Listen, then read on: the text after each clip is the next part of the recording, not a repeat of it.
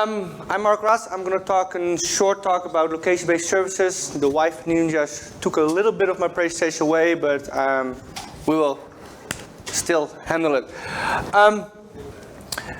This is mostly what we see. Like, we do not know where we are. Wi-Fi is like, how do we come from where we're now? We do not want 40 minutes without Wi-Fi. We can 3 days without food, water, but we cannot 40 minutes without Wi-Fi anymore. But it began a long time ago with something like this. We could have Wi-Fi in a room, one access point, and we had coffers. Everybody was happy, there was some Wi-Fi, we could connect to the internet, and we could do the things. However, we were asking way more questions to the Wi-Fi. We got more devices.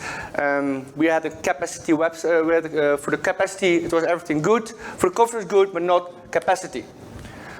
This is, for example, from Ekahau. If you show with around 55 people in that room, you have like conference room. You have people working there.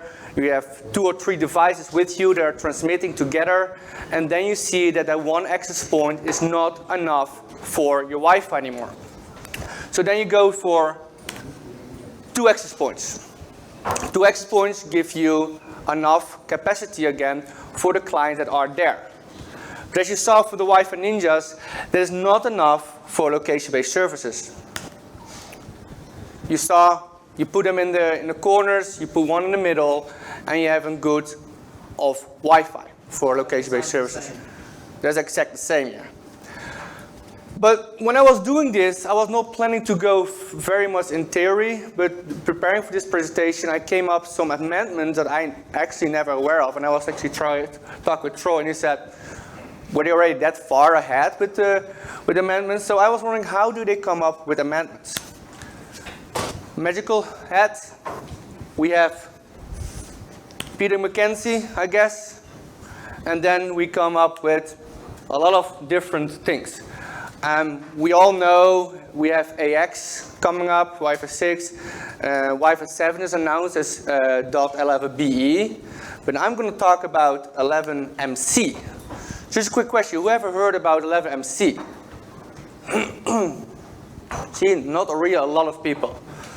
The difference is with MC compared to the location-based service that we are aware right now is this not based on strict constraints value. It is based on find time measurement. Actually, they're going to check the round trip of from the frame. So how long take it for a frame to submit and come back, and from that point, they are trying to see where the device is. This will help way more with indoor navigation.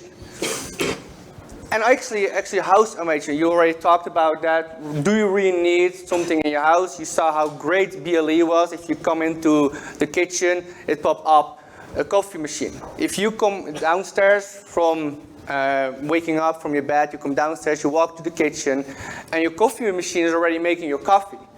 That would be awesome. If you love coffee, I don't really do that. Anyway, with BLE that's possible, but Wi-Fi at this point, if you're gonna do like on the iPhone and you do like look up my iPhone, you will see your iPhone on your house, big spot on your house. Like, but still, which room? Where do I gonna find my iPhone? You can try to ask to call you to find your iPhone, but that's not really working. So with this round trip, it looks like it's way more secure, more accurate than with the node that we don't know with RSI. But then I found out there's already a second generation, 8.11az. Kind of confused that you start with MC first, go back to AZ.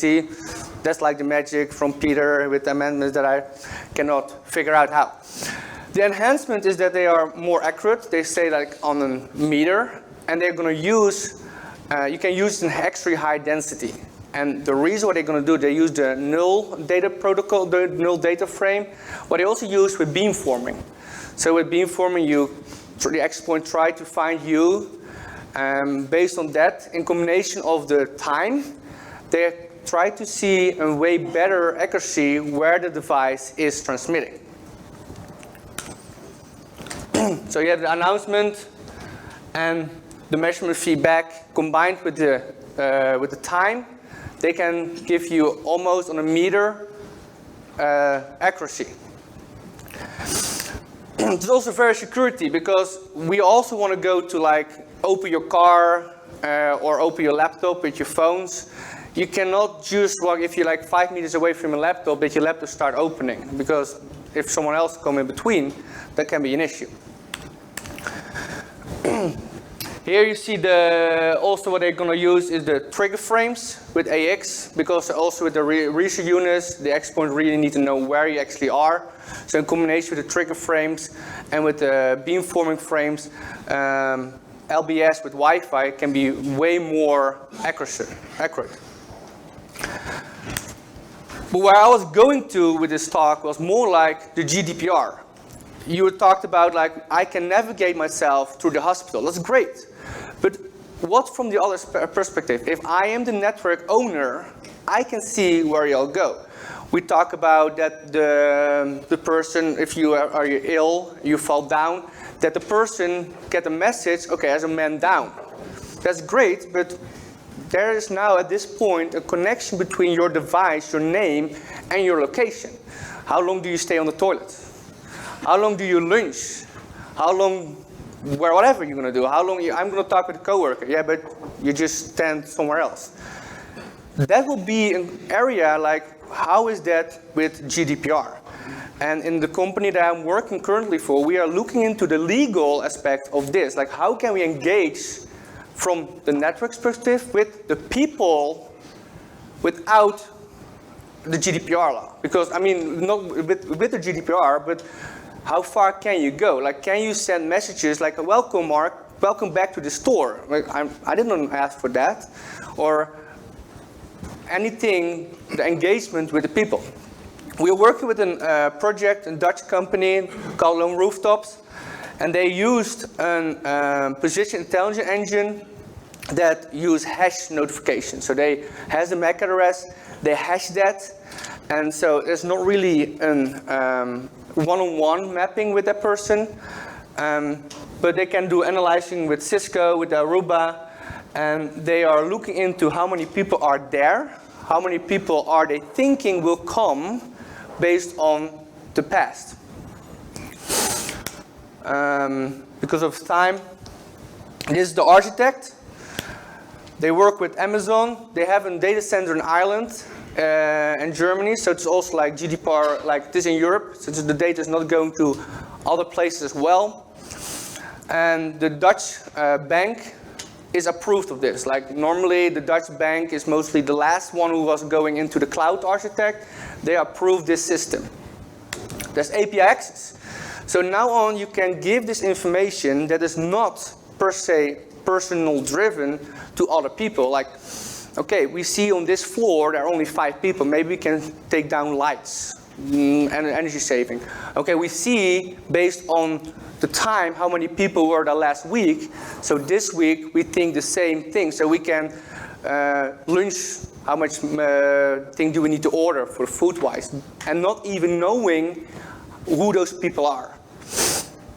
So there are a lot of APIs that you can use to use the information for the location-based services. From a facilities perspective, from management perspective, this is a dashboard where you can see where the people are, how many people are there. And if you see the colors, red means very density. If you want to walk in a building and you want to work in a quiet environment, you can use an app and see, okay, on the 5th floor, there's a quiet space. That's where I want to work. They use this in the school system where they were able, with the app clocks, to see which classrooms were overbooked or where there were only 5 people in and the classroom was for 100 people, and they saved the whole building. They were actually planning to expand the building, and they canceled that project because with this thing they were able to see where all the people were and how long they were there. So it's very short. I was hoping to have some more time. If you have more questions about this, please find me. I give the mic to someone else.